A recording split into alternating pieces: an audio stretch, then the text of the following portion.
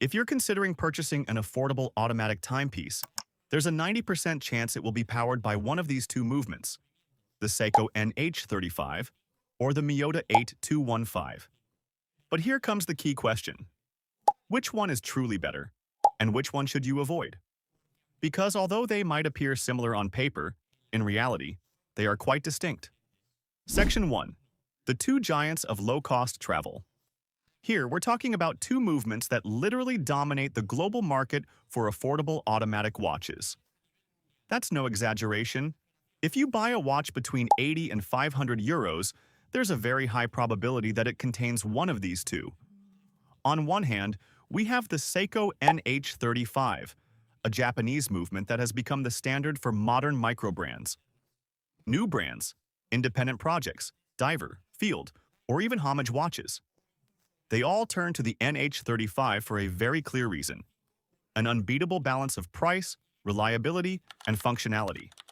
On the other hand, there's the Miyota 8215, manufactured by Citizen. And here we're talking about a movement with a truly significant history. It's been on the market for decades, it's been fitted into millions of watches, and it has proven one undeniable truth: it is practically indestructible. And when I say indestructible, that's not just marketing.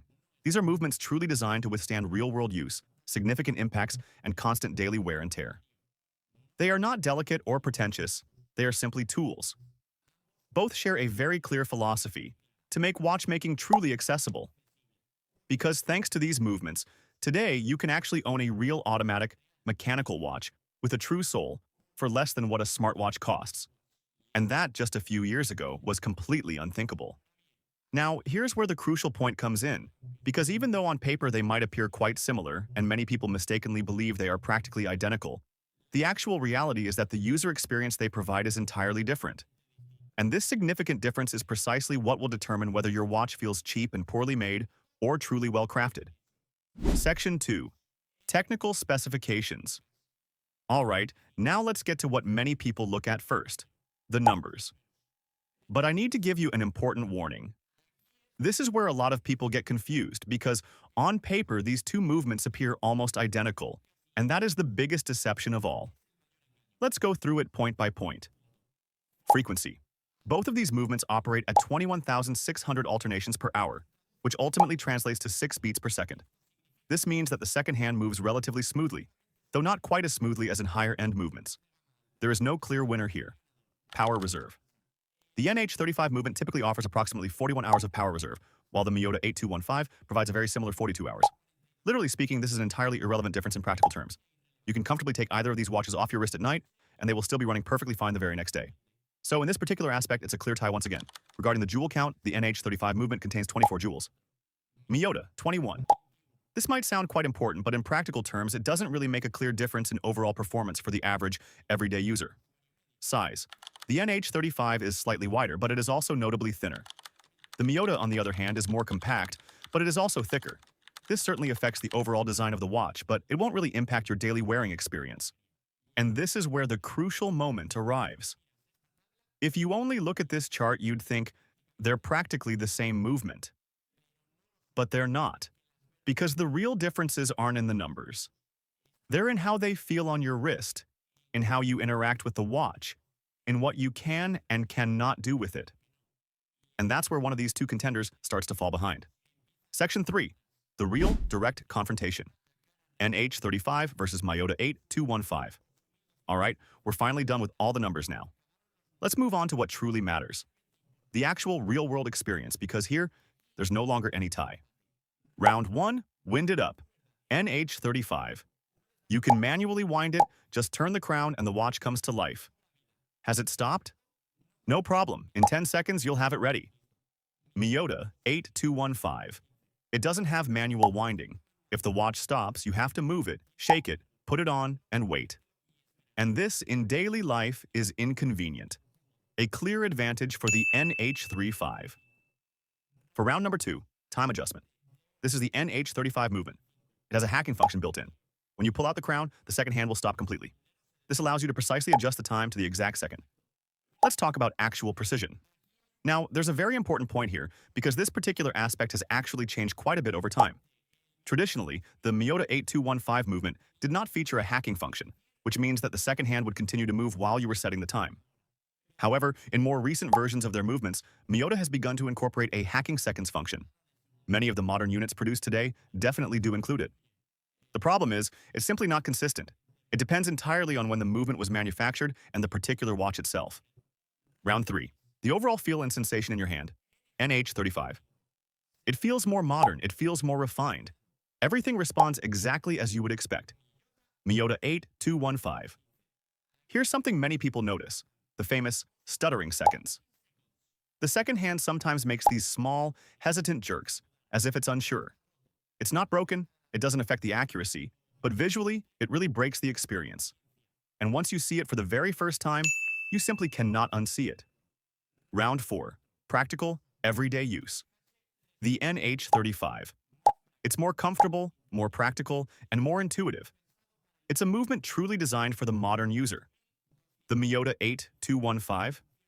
It works, yes, but it definitely feels older, more basic, and more limited. A key moment, and this is where many people realize something. The Miyota 8215 isn't worse because it fails. It's worse because it has been left behind. So, if the NH35 appears to be the clear winner in almost every single category, then why does the Miyota 8215 still manage to remain in production? And, perhaps even more significantly, why do numerous watch brands persist in utilizing it? Section 4. The secret of the market. Why does the Miyota still continue to exist? This is precisely where we delve into the aspect that hardly anyone ever explains to you. Because if the NH35 is more complete, more modern, and more convenient, why is the Miyota 8215 still found in so many watches? The answer is quite simple. Money. The Miyota 8215 is slightly more affordable to produce, and when we're talking about brands manufacturing thousands of units, that small difference quickly translates into thousands of euros in profit margin. This is precisely where brand decisions become crucial. Some brands prioritize offering the best possible user experience to their customers, and they choose to opt for the NH35. But others prioritize cost reduction, profit maximization, competitive pricing, and for them, the Miyota 8215 still makes sense. But hold on, this isn't necessarily a bad thing. The 8215 is reliable, robust, and works for years without issues. That's why many brands still use it. The real issue arises when the user is simply unaware. When you purchase a watch, perhaps assuming that all internal mechanisms are essentially identical, only to discover later that you're unable to properly wind it, that you cannot set the time with the necessary precision, or that the second hand doesn't sweep or tick in the manner you had anticipated.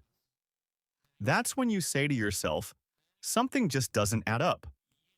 And this is key, because you're not just buying a watch, you're buying an experience. So, now that you know this, the important question is, which one should you choose? Because depending on what you're looking for, the answer can certainly change. Section 5. Which one should you choose? All right, after everything we've discussed, I'm going to make it very clear to you, without beating around the bush. If you want a watch that feels modern, comfortable, and truly easy to use, then choose the NH35. You'll be able to wind it, adjust it precisely to the exact second, and wear it without any frustrations. It is simply more comprehensive.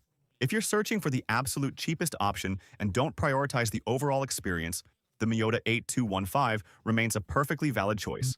It will certainly function, it will endure, but it won't truly captivate you. If you are just beginning your journey into watchmaking, choose the NH35 without a moment's hesitation. It will provide you with a much better initial experience, and that is absolutely crucial. If you're more technically inclined or enjoy modifying watches, the NH35 is definitely the way to go once again. If a brand offers you a watch at the same price point, featuring both the 8215 and the NH35 movements, you should always choose the NH35.